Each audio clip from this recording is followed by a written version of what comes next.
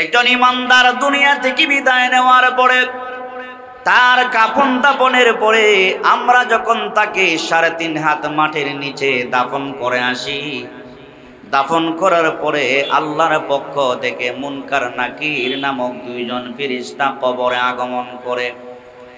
মুনকার নাকির নামক 2 জন ফেরেশতা কবরে আগমন করার পরে আল্লাহর হাবিব বলেন, ওই ফেরেশতা বান্দার মাথার দিকে দাঁড়ায়া দেখবে, মাথার দিকে তাকায়া দেখবে, এত সুন্দর নুরানি চেহারাওয়ালা একজন যুবক, যার চেহারা পূর্ণিমার চন্দ্রের মতো আলোকিত থাকবে, এত সুন্দর টকবকে একটা যুবক ওই মৃত ব্যক্তির মাথার দিকে দাঁড়িয়ে আছে। আল্লাহর নবী বলেন, মুনকার নাকির ফেরেশতা এবার ওই যুবকটাকে লক্ষ্য করে বলবে, যুবক, এত সুন্দর ফুটফুটি চাঁদের মতো আপনার নুরানি চেহারা কেমনে হলো? আপনার পরিচয় কি? আপনার নাম কি? নবী বলেন, ওই যুবকটা এবার ডাক দিয়া বলবে, ও মুনকার নাকির ফেরেশতা, আমরা দুনিয়ার কোনো মানুষ না, আসমানের ফেরেশতাও না, আমরা হলাম মহান আল্লাহ পাকের পক্ষ থেকে 30 পারা কোরআন। সুবহানাল্লাহ। আমি হলাম আল্লাহর পক্ষ থেকে 30 পারা কোরআন। এমনি মুনকার নাকির বলবে, আপনি 30 পারা কোরআন হইয়া যুবকের সুরতে কেন আপনি বান্দার মাথার দিকে দাঁড়িয়ে আছেন? এবার 30 পারা কোরআন জবাব দিবে, আল্লাহ পাক আমাকে আদেশ করেছেন, আল্লাহর বান্দার মাথার দিকে দাঁড়ায়া পাহারা দিতে আল্লাহ আদেশ করেছেন। কারণটা হলো, আল্লাহর মুমিন বান্দা কিছুক্ষণ আগেও দুনিয়াতে ছিল, আল্লাহর বান্দা নামাজে দাঁড়িয়ে দাঁড়িয়ে আমাকে তেলাওয়াত করেছে, সকাল সন্ধ্যা কোরআন তেলাওয়াত করেছে। আল্লাহর বান্দা যে ফজরের নামাজের পরে আমাকে তেলাওয়াত করেছে, মাগরিবের পরে আমাকে তেলাওয়াত করেছে, নামাজে দাঁড়ায়া দাঁড়ায়া আল্লাহর বান্দা তেলাওয়াত করেছে। ওই তিলাওয়াতের বরকতে রব্বুল আলামিনের আদেশে আমি 30 পারা কোরআন আল্লাহর বান্দার মাথার দিকে দাঁড়ায়া পাহারা দিব। এবার মুনকার নাকির বলবে, তুমি কতদিন এইভাবে দাঁড়ায়া দাঁড়ায়া পাহারা দিবা আল্লাহর বান্দাকে? এমনি 30 পারা কোরআন জবাবে বলবে, দুনিয়া যতদিন কিয়ামত হবে না, কিয়ামত হওয়ার আগ পর্যন্ত আল্লাহর বান্দার মাথার দিকে দাঁড়ায়া দাঁড়ায়া আমি পাহারা দিব। এবার মুনকার নাকির আরেকটা প্রশ্ন করবে, ও 30 পারা কোরআন, দুনিয়া কিয়ামত হলে তুমি কি চলে যাবে? কোরআন এবার জবাব দিবে, না না, দুনিয়া কিয়ামত হলেও চলে যাব না। কিয়ামতের ময়দানে দাঁড়াইয়া আল্লাহর বান্দাকে সুপারিশ করে করে যতক্ষণ পর্যন্ত জান্নাতি বানাইতে পারবো না, জান্নাতে পৌঁছাবার আগ পর্যন্ত আমি 30 পারা কোরআন আল্লাহর বান্দা বান্দির কাছ থেকে বিদায় নিব না। সুবহানাল্লাহ। সম্মানিত হাজিরিন, আমরা সবাই জানি কোরআন আল্লাহ পাকের কালাম। এটা যেমন তেমন কালাম নয়, আরো অনেক সহিফা আল্লাহ পাক নাজিল করেছেন। কিন্তু সেই যুগের উম্মতরা এত দুষ্ট বেয়াদব ছিল, ওই যুগের উম্মতরা সহিফাতে কিতাবগুলাতে তারা রদবদল করেছে, পরিবর্তন করেছে। আল্লাহ সুবহানাহু ওয়া তাআলা এমন এক ঐশী গ্রন্থ নাজিল করেছেন, এমন এক কালামুল্লাহ শরীফ আল্লাহ নাজিল করেছেন, গোটা উম্মতে মুহাম্মদীর হেদায়েতের জন্য গাইডলাইন হিসাবে, প্রেসক্রিপশন হিসাবে, মানব জাতির সংবিধান হিসাবে রব্বে করিম তার প্যারা নবী মুহাম্মদ আরবি সাল্লাল্লাহু আলাইহি ওয়াসাল্লামের মাধ্যমে কোরআনে কারীম আল্লাহ নাজিল করেছেন। সাথে সাথে আল্লাহ পাক এই কথাও জানিয়ে দিয়েছেন, যালিকাল কিতাব লা রাইবা ফীহি আয় লা শাক্কা ফীহি।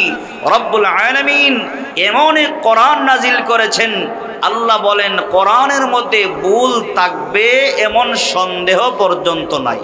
সুবহানাল্লাহ।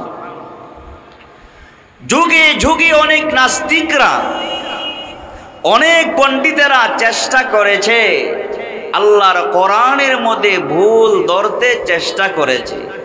চেষ্টা যে করে নাই এমন কথা নয়, যুগে যুগে কাফের মুশরিকরা ঐক্যবদ্ধ হয়ে চেষ্টা করেছে, রাতের পর রাত তারা সময় ব্যয় করেছে আল্লাহর কোরআনে একটা ভুল ধরার জন্যে।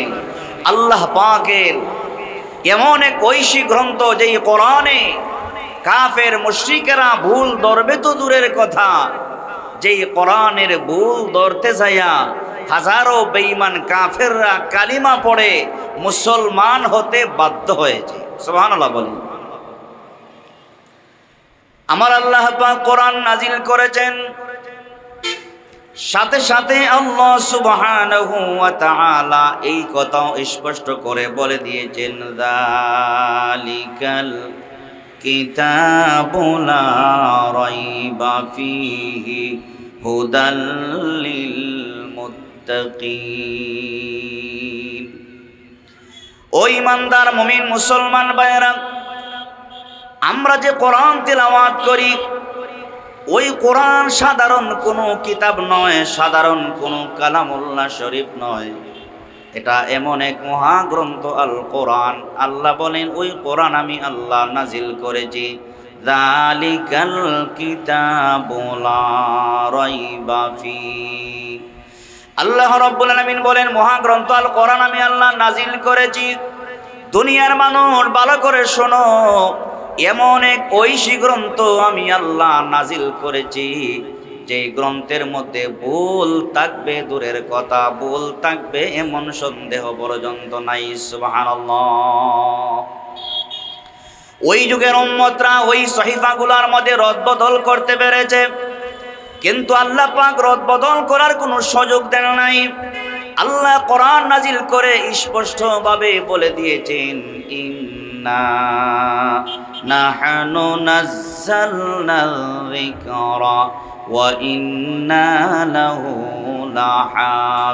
লাহাফিজুন।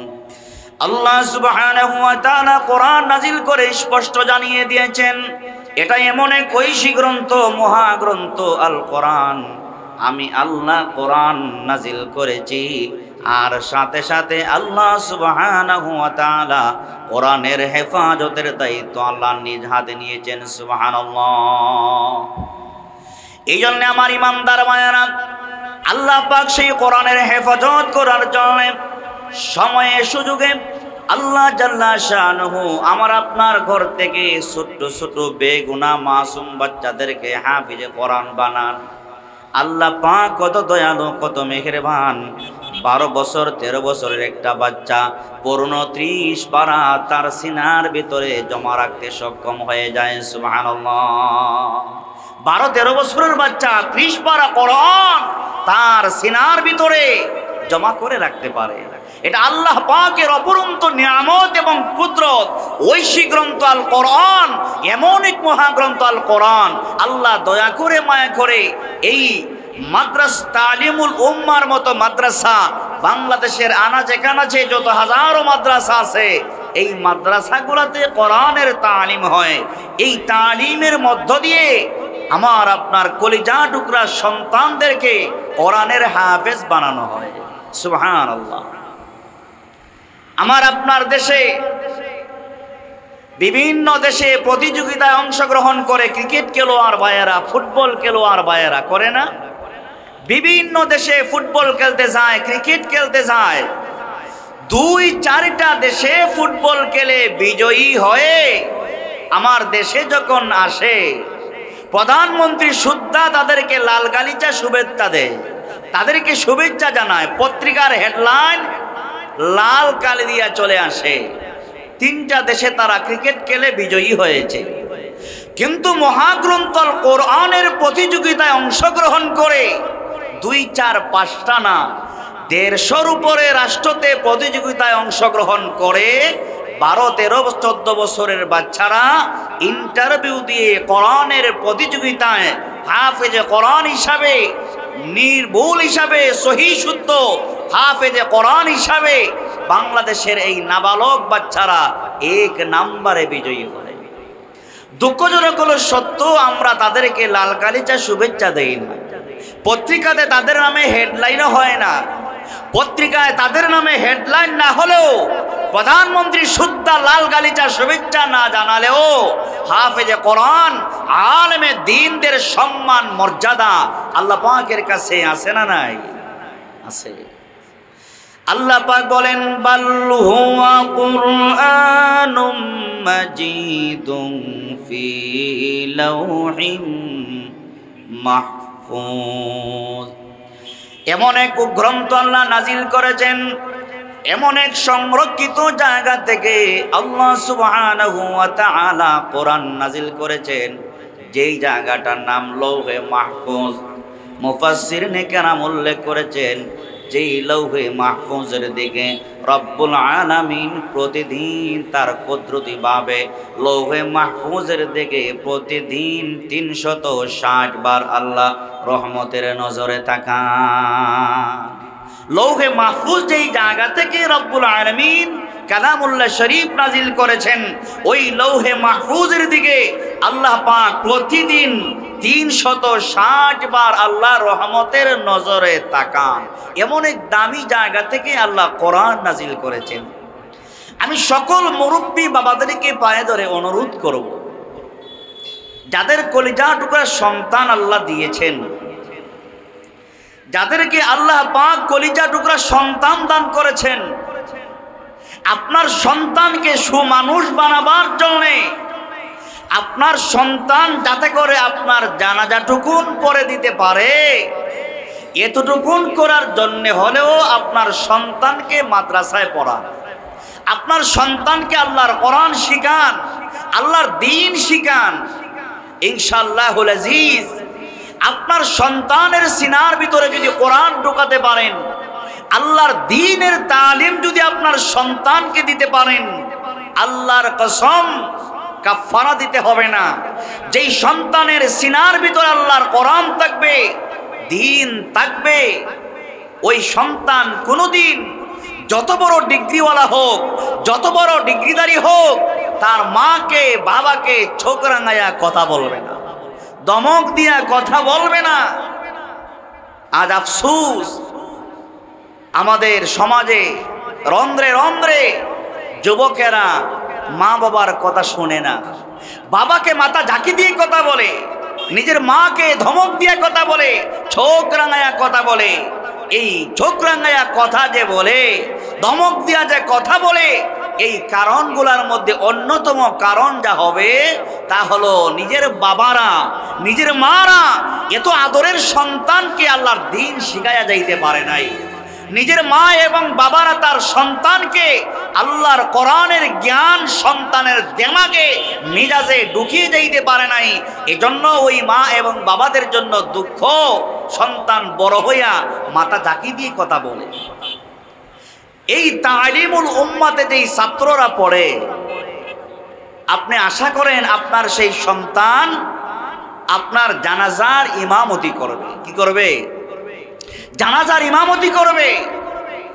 ওই মা এবং বাবারা কত সৌভাগ্যবান, যার সন্তান তার জানাজা পড়াইয়া দিতে পারল। ওই মা এবং বাবারা কত সৌভাগ্যবান, যার সন্তানকে হাফেজ কোরআন বানাতে পারল। ওই বাবারা মারা কত সৌভাগ্যবান, যার সন্তানকে আলেমে দ্বীন বানায় যাইতে পারলো। ওই বাবা মারা ইন্তেকাল করার পরে, অন্ধকার কবর জগতে যাবার পরে, হাজারো বছর কবর জগতে থাকবে। আপনার আমার সন্তান রাতে দিনে আল্লাহর কোরআন তেলাওয়াত করবে, মাদ্রাসায় পড়বে, মাদ্রাসায় পড়াবে, কোরআনের খেদমত করবে। আর এই খেদমতের সব রব্বে কাবা মা এবং বাবার কবর জগতে জমা করতে থাকবে। সুবহানাল্লাহ। এই জন্যে আল্লাহর নবী বলেন, কোরআনে কারীমের মর্যাদা বুঝাতে যায়া আল্লাহর নবী বলেন, কোরআনের মর্যাদা, কোরআনের ফজিলত বর্ণনা করতে যায়া আল্লাহর নবী বলেন, একজন ইমানদার মুমিন মুসলমান যখন দুনিয়া থেকে বিদায় নিয়ে যায়, একজন ইমানদার দুনিয়া থেকে বিদায় নেওয়ার পরে তার কাফন দাফনের পরে আমরা যখন তাকে 3.5 হাত মাটির নিচে দাফন করে আসি, দাফন করার পরে আল্লাহর পক্ষ থেকে মুনকার নাকির নামক 2 জন ফেরেশতা কবরে আগমন করে। মুনকার নাকির নামক 2 জন ফেরেশতা কবরে আগমন করার পরে আল্লাহর হাবিব বলেন ওই ফেরেশতা বান্দার মাথার দিকে দাঁড়ায়া দেখবে, মাথার দিকে তাকায়া দেখবে, এত সুন্দর নুরানি চেহারাওয়ালা একজন যুবক, যার চেহারা পূর্ণিমার চন্দ্রের মতো আলোকিত থাকবে। এত সুন্দর টকবকে একটা যুবক ওই মৃত ব্যক্তির মাথার দিকে দাঁড়িয়ে আছে। আল্লাহর নবী বলেন মুনকার নাকির ফেরেশতা এবার ওই যুবকটাকে লক্ষ্য করে বলবে, যুবক এত সুন্দর ফুটফুটি চাঁদের মতো আপনার নুরানি চেহারা কেমনে হলো? আপনার পরিচয় কি? আপনার নাম কি? নবী বলেন ওই যুবকটা এবার ডাক দিয়া বলবে, ও মুনকার নাকির ফেরেশতা, আমরা দুনিয়ার কোনো মানুষ না, আসমানের ফেরেশতাও না, আমরা হলাম মহান আল্লাহ পাকের পক্ষ থেকে 30 পারা কোরআন। সুবহানাল্লাহ। আমি হলাম আল্লাহর পক্ষ থেকে 30 পারা কোরআন। এমনি মুনকার নাকির বলবে, আপনি 30 পারা কোরআন হইয়া যুবকের সুরতে কেন আপনি বান্দার মাথার দিকে দাঁড়িয়ে আছেন? এবার 30 পারা কোরআন জবাব দিবে, আল্লাহ পাক আমাকে আদেশ করেছেন, আল্লাহর বান্দার মাথার দিকে দাঁড়ায়া পাহারা দিতে আল্লাহ আদেশ করেছেন।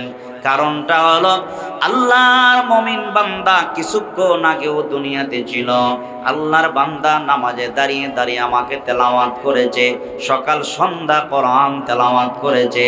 আল্লাহর বান্দা যে ফজরের নামাজের পরে আমাকে তেলাওয়াত করেছে, মাগরিবের পরে আমাকে তেলাওয়াত করেছে, নামাজে দাঁড়ায়া দাঁড়ায়া আল্লাহর বান্দা তেলাওয়াত করেছে।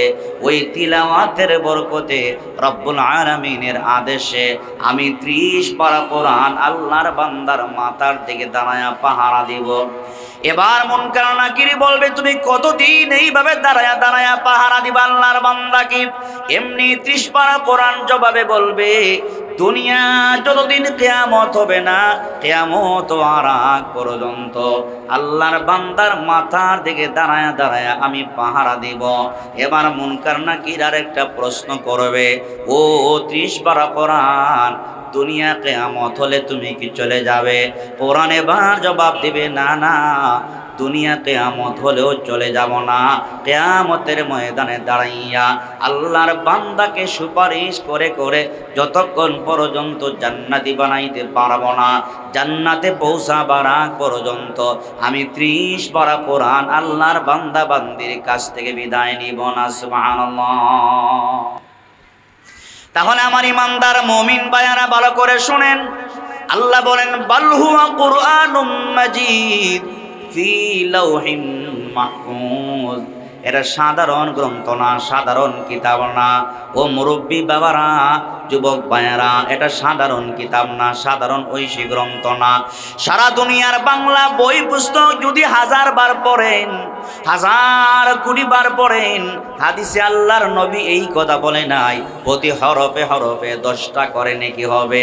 মদিনার কামলিওয়ালা নবী বলেন, আল্লাহর কোরআন থেকে যদি আপনি ওযু ছাড়াও যদি মুখস্থ একটা হরফ তেলাওয়াত করেন, পড়তে দেরি হবে, রব্বুল আলামিন আপনার আমলনামায় সাথে সাথে 10টা নেকি আল্লাহ পাক লিখে দিবে। পড়তে দেরি হবে, রব্বুল আলামিন 10টা নেকি লিখে দিতে দেরি হবে না। সুবহানাল্লাহ। এইজন্য আল্লাহর নবী বলেন, খায়রুকুম মান তাআল্লামাল কুরআনা ওয়া আল্লামা। ও মুরব্বী বাবারা, আমার দিকে তাকান, নবী কি বলেন আর আমরা কি ধারণা করি? আমরা তো মনে মনে ধারণা করি মসজিদের ইমাম সাহেব উনি তো সাধারণ ইমাম, কি জানে আর কি বুঝে, মাত্র 20,000 30,000 টাকা মাসে ইমামতি করে উনি হচ্ছেন আমাদের ইমাম সাহেব, উনি হলেন আমাদের মুয়াজ্জিন সাহেব। এত দামি আমরা মনে করি না। ভার্সিটির মাল যদি হয় আমরা দামি মনে করি, ইঞ্জিনিয়ার যদি হয় আমরা দামি মনে করি, ডাক্তার যদি হয় আমরা দামি মনে করি, বড় ডিগ্রিওয়ালা যদি হয় আমরা দামি মনে করি। কিন্তু আমার ভাইরা ভালো করে শুনে রাখেন, ডিগ্রিওয়ালাদের বদনাম বলতে চাই না, ডাক্তার ইঞ্জিনিয়ারদের তোর বদনাম বলতে চাই না। কারণ ডাক্তারের দরকার আছে, ইঞ্জিনিয়ারের দরকার আছে, আরো ডিগ্রিওয়ালা বড় বড় লোক আমাদের দরকার আছে, আছে না নাই? আছে। সব রকমের টাইটেলওয়ালা লোক আমাদের দরকার আছে। কিন্তু আপনি ভালো করে শুনে রাখেন, একজন একজন ইঞ্জিনিয়ার, একজন ডাক্তার, তার সিনার ভিতরে যদি আল্লাহর কোরআন না থাকে, একজন ইঞ্জিনিয়ার তার দিলের ভিতরে যদি আল্লাহর কোরআনের জ্ঞান না থাকে, আল্লাহর দ্বীনের জ্ঞান যদি না থাকে, আল্লাহর কোরআনের জ্ঞান যদি না থাকে, হাজারো ডাক্তার ইঞ্জিনিয়ারকে এক পাল্লায় রাখবেন, আল্লাহর কোরআনের একজন হাফেজকে এক পাল্লায় রাখবেন। আল্লাহর কসম, মদিনার কামলিওয়ালা নবী বলেন, দুনিয়ার হাজারো ডিগ্রিওয়ালা ডাক্তার ইঞ্জিনিয়ারকে এক পাল্লায় রাখলে একজন হাফেজে কোরআনের সম্মান মর্যাদা আল্লাহর কাছে বেশি হয়ে যাবে। সুবহানাল্লাহ। কেন আপনি জানেননি? তার একটা কারণ হলো, একজন ইঞ্জিনিয়ার যদি হয়, একজন ডাক্তার যদি হয়, সে আল্লাহর কোরআন যদি তেলাওয়াত করতে জানে না, সে যদি আল্লাহর দ্বীন জানে না, বাবা মারা গেলে জানাজা পড়ায়া দিতে পারে না, মা মারা গেলে জানাজা পড়ায়া দিতে পারে না, এমন ডাক্তার ইঞ্জিনিয়ার আছে না নাই? আছে না নাই? আছে। হাজারো মা বোন এমন আছে, বাবা মারা গেলে আল্লাহ কোরআন তেলাওয়াত করতে জানে না। আবার হাজারো মা বোন এমন আছে, বাবা মারা গেলে কোরআন তেলাওয়াত করে, বাবার জন্য দোয়া করে, স্বামী মারা গেলে কোরআন তেলাওয়াত করে, দোয়া করে। ওই বোন কতই না ভাগ্যবান, যেই বোনের স্বামী মারা যাওয়ার পরে আল্লাহর কোরআন তেলাওয়াত করে স্বামীর জন্য দোয়া করতে পারে। ওই মা কতই না ভাগ্যবান, যেই মা তার স্বামী মারা যাওয়ার পরে আল্লাহর কোরআন তেলাওয়াত করে স্বামীর জন্য দোয়া করতে পারে। এই জন্য আল্লাহ পাক বলে, বান্দা শোনো, বাল হুয়া কুরআনুম মাজিদ ফি লাউহিম মাহফুজ। আল্লাহ রাব্বুল আলামিন সংরক্ষিত জায়গা লৌহে মাহফুজ থেকে আল্লাহ কোরআন নাজিল করেছেন। লৌহে মাহফুজ যেমন সম্মানী জায়গা, লৌহে মাহফুজ যেমন সবচেয়ে দামি জায়গা, ওই কোরআন আল্লাহ পাক ওই দামি জায়গা থেকে নাজিল করেছেন। ওই কোরআন যারা তেলাওয়াত করবে, দুনিয়া আখিরাতে আল্লাহ পাক তাদের সম্মান বৃদ্ধি করে দিবেন। সুবহানাল্লাহ। লৌহে মাহফুজ থেকে আল্লাহ পাক কোরআন যেহেতু নাজিল করেছেন, লৌহে মাহফুজ সবচেয়ে দামি জায়গা, সংরক্ষিত জায়গা, এই হিসাবে বলা যায় আল্লাহর কোরআনের সাথে যারা সম্পৃক্ত থাকবে, আল্লাহর কোরআন যারা শিখবে, সকাল সন্ধ্যা আল্লাহর কোরআন তেলাওয়াত করবে, দুনিয়াতেও সম্মান বাড়বে, আখিরাতেও বাড়বে। দুনিয়াতেও তাদের সম্মান, আখিরাতেও সম্মান। আমি সহজে উদাহরণ দিয়ে আপনাদেরকে বুঝাইয়া দেই। আমাদের দেশের বড় বড় আল্লাহর ওলিরা, উম্মুল মাদারিস হাটহাজারী মাদ্রাসার আহমদ শফি সাহেব রাহিমাহুল্লাহ যখন ইন্তেকাল করেছিলেন, আপনারা অবশ্যই জানেন, সচেতন মানুষ, উনি ইন্তেকাল করার পরে সারা বাংলাদেশ থেকে লক্ষ লক্ষ উনার প্রেমিকরা একটা নজর দেখার জন্যে, উনার জানাজাতে অংশগ্রহণ করার জন্যে হাটহাজারীতে উপস্থিত হয়েছে, হয় নাই? এটা হলো দুনিয়ার সম্মান, আখিরাতের সম্মান তো আল্লাহর পক্ষ থেকে আছেই। তারপর ইদানিংকালে আমাদের দেশের একজন শ্রেষ্ঠ মুফাসসির ছিলেন, যাকে কোরআনের পাখি বলা হতো, কোরআনের বুলবুল যাকে বলা হতো, দল মতের ঊর্ধ্বে সে আল্লামা সাইদি রাহিমাহুল্লাহ। ওনারও ইন্তেকালের পরে বাংলাদেশ থেকে হাজারো ইমানদাররা ওনার মহব্বতে জানাজায় অংশগ্রহণ করতে প্রস্তুত ছিল। দুর্ভাগ্যজনক হলো সত্য, সরকার মহোদয় পারমিশন দেয় নাই, এই কারণে মানুষ জানাজাতে অংশগ্রহণ করতে পারে না। যেই কথা আমি আপনাদেরকে বোঝাতে চাই, কোরআন যেমন দামি আসমানি কিতাব, কোরআনের সাথে যারা সম্পৃক্ত থাকে, কোরআনকে যারা মহব্বত করে, কোরআনকে যারা ভালোবাসে, কোরআনের হাফেজদেরকে যারা মহব্বত করে, কোরআনের আলেমদেরকে যারা মহব্বত করে, যেই মাদ্রাসায় কোরআনের তালিম হয়, সেই মাদ্রাসাগুলাকে যারা ভালোবাসে, মহব্বত করে, মাদ্রাসার ছাত্রদেরকে মহব্বত করে, এদের সম্মান মর্যাদা দুনিয়া আখিরাতে বাড়িয়ে দিবেন কে? আল্লাহ পাক। আল্লাহ পাক দুনিয়া আখিরাতে সম্মান বাড়িয়ে দিবেন। সুবহানাল্লাহ। এই জন্য আল্লাহর নবী বলেন, খায়রুকুম মান তাআল্লামাল কুরআনা ওয়া আল্লামা। আমাদের ধারণা কোরআন যারা শিখে তাদের দাম নাই, 10-12 হাজার টাকা রুজি করে। বড় ইঞ্জিনিয়ার যদি হয় তাকে আমরা স্যার সম্বোধন করি কি করি না? স্যার সম্বোধন করেন, এটা অবশ্যই অসুবিধা নাই, এটা ভালো কথা, স্যার বলে সম্মান করা যায়। কিন্তু একজন কোরআনের হাফেজ যদি হয়, কোরআনের একজন আলেম যদি হয়, কোরআনের একজন আলেম যদি হয়, আল্লাহর নবী বলেন কোরআনের একজন আলেম যদি কবরস্থানের পাশ দিয়া যায়, ভালো করে শুনেন, কোরআনের একজন হাফেজ, কোরআনের একজন সত্যিকারের একজন আলেম যদি কবরস্থানের কাজ দিয়া পায়ে হেঁটে যায়, মদিনার কামলিওয়ালা নবী বলেন কোরআনের আলেমের মর্যাদার কারণে আল্লাহ সুবহানাহু ওয়া তাআলা ওই কবরবাসীদের কবরের আযাবকে বন্ধ করে দেন। কোরআনের আলেমের মর্যাদা, এটা কোরআনের কারণে আল্লাহ পাক সম্মানই করেছেন। এজন্য আমি বাবাদেরকে অনুরোধ করে বলবো, নিজের সন্তানকে হাফেজ বানান, নিজের মেয়েকে হাফেজা বানান, আলেমা বানান, দেখবেন মৃত্যুর পরে আপনার কাজে লাগবে। মৃত্যুর পরে আপনার কি লাগবে? আপনার সন্তানকে আল্লাহর দ্বীন শিখায়া যান। আপনার সন্তানকে যদি দ্বীন শিখায়া যাইতে পারেন, আপনার সন্তান আপনি মারা যাবার পরে বলবে রব্বির হামহুমা কামা রব্বায়ানি সগীরা, রব্বির হামহুমা কামা রব্বায়ানি সগীরা। এজন্য আমার ইমানদার ভাইয়েরা, আল্লাহ পাক বলেন বাল হুয়া কুরআনুম মাজিদ ফি লাওহিম মাহফুজ।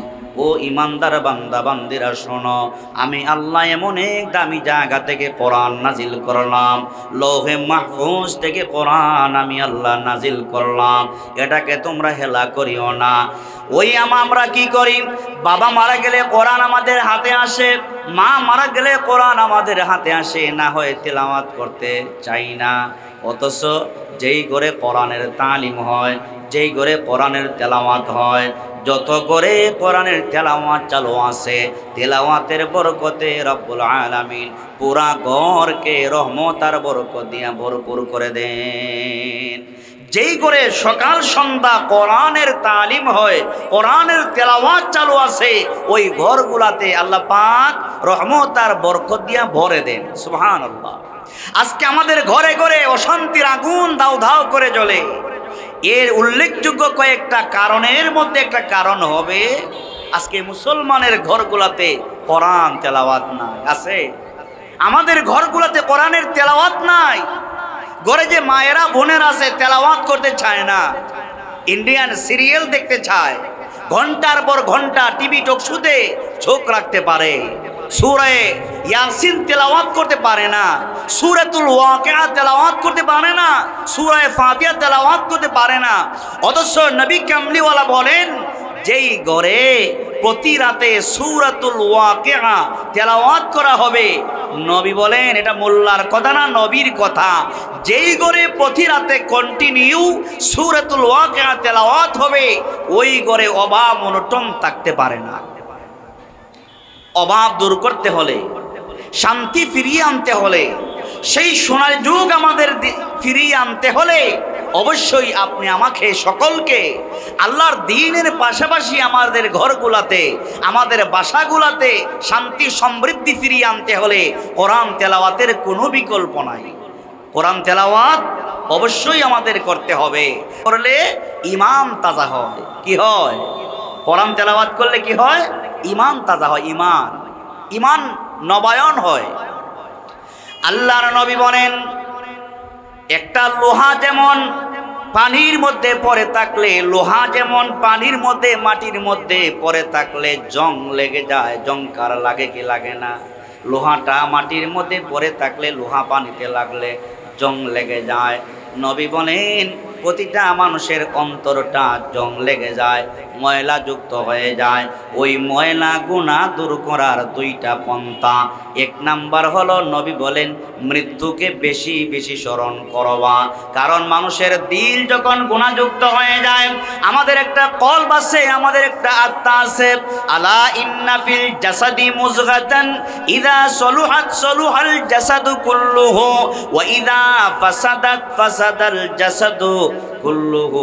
আলা ওয়াহিয়াল কলব। আল্লাহ পাক প্রতিটা মুমিন প্রতিটা বান্দাকে কলব দিয়েছেন, আত্মা দিয়েছেন। গুনাহ করার দ্বারা অন্তরটা মরে যায়, দুর্বল হয়ে যায়। কি হয়ে যায়? দুর্বল হয়ে যায়, গুনায় ভরপুর হয়ে যায়। নবী বলেন অন্তরের গুনাহ দূর করার জন্য দুইটা রাস্তা, সহজ দুইটা রাস্তা। একটা হলো বেশি বেশি মৃত্যুকে স্মরণ করা। নবী বলেন যে ব্যক্তি বেশি বেশি মরণকে স্মরণ করতে পারবে, এর দ্বারা আল্লাহ পাক আপনার কলব বা আত্মাকে পরিষ্কার করে দিবে। 2 নাম্বার আল্লাহ নবী বলেন বেশি বেশি তিলাওয়াত করা। ও দুনিয়ার মানুষ, বেশি বেশি কোরআন তিলাওয়াত করো। তিলাওয়াতের দ্বারা অন্তর মরে গেলে ওই মরা অন্তরকে জিন্দা করে দিবেন আল্লাহ। আল্লাহ সূরা আনফালের মধ্যে আরো সুন্দর করে বলেন ওয়া ইযা তুলিয়াত আলাইহিম আয়াতুহু যাদাতুহুম ঈমানা। বান্দা, আমি আল্লাহ কোরআন নাজিল করেছি, ওই কোরআন যদি তুমি তেলাওয়াত করতে পারো রে বান্দা, তেলাওয়াতের মাধ্যমে আমি আল্লাহ তোমার ঈমানকে জিন্দা করে দিব, তাজা করে দিব। সুবহানাল্লাহ। তিলাওয়াতের দ্বারা মরা ঈমানকে আল্লাহ জিন্দা করে দেন, ঈমানের নূর আল্লাহ বৃদ্ধি করে দেন, ঈমানের পাওয়ার আল্লাহ বাড়িয়ে দেন। এজন্য সময় শেষের পথে, আসুন আমাদের সকলকে আল্লাহর সন্তুষ্টি অর্জন করার জন্যে আমরা নিজেরা ঐক্যবদ্ধ হই, নিজেরা প্রতিজ্ঞা করি আমি নিজে কোরআন তেলাওয়াত তো করবই, আমার সন্তানকে আল্লাহর কোরআন শিখাবো, আমার মেয়েটাকে আল্লাহর কোরআন শিখাবো। আল্লাহ সুবহানাহু ওয়া তাআলা আমাকে আপনাকে সকলকে কোরআন যেন তেলাওয়াত করতে পারি, নিজের সন্তানকে যেন কোরআন শিখাতে পারি, সেই তৌফিক আল্লাহ দান করুন।